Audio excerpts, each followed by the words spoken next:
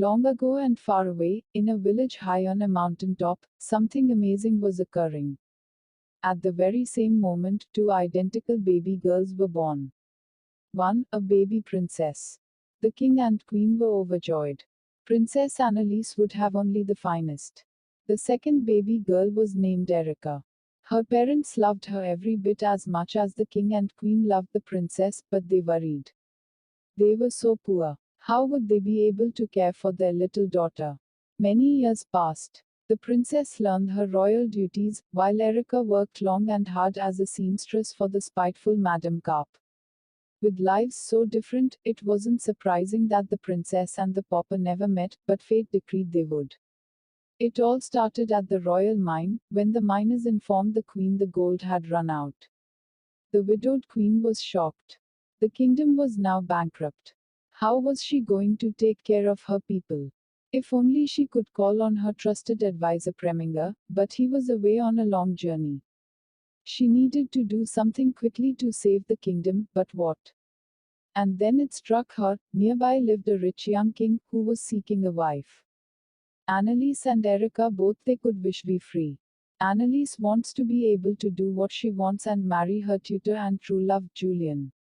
However, her mother tells Annalise that she must marry King Dominic to save their kingdom. Erica wants to be a singer and travel the world, but she has to work off her parents' debt and interest to Madame Carp. They both know in their heart that duty is more important and they will never stop dreaming of freedom. Queen Genevieve doesn't know that the reason behind the kingdom's bankruptcy is her advisor, Preminger. He has been stealing the gold from the royal mines with his sidekicks, Nick and Nack, for a long time. His plan is to have Princess Annalise go mysteriously missing, then bring her back, thus making the queen so grateful that she will ask him to marry Annalise. Then, Preminger can succeed to the throne and achieve all that he wants as king. While Annalise is studying with Julian, who is in love with her, he tells her that King Dominic, who is pretending he is someone else, and Ambassador Bismarck have come to see her with an engagement gift, a necklace. The queen wants the wedding to be a week from then, which gives Preminger less time to carry out his evil plan.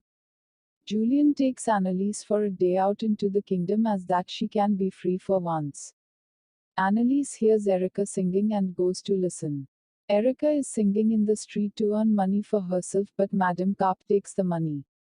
Annalise and Erica talk to each other and learn they are identical, apart from the crown-shaped birthmark Annalise has on her shoulder and their hair color.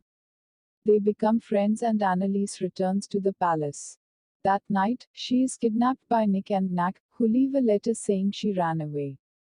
Julian suspects that Preminger kidnapped Annalise, so he asks Erica to pretend to be the princess until she is rescued.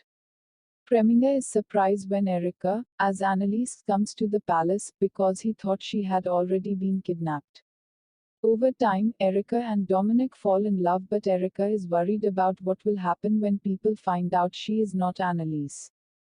The real Annalise has escaped from Nick and Nack. Julian finds out and tries to inform the queen, but then he gets kidnapped.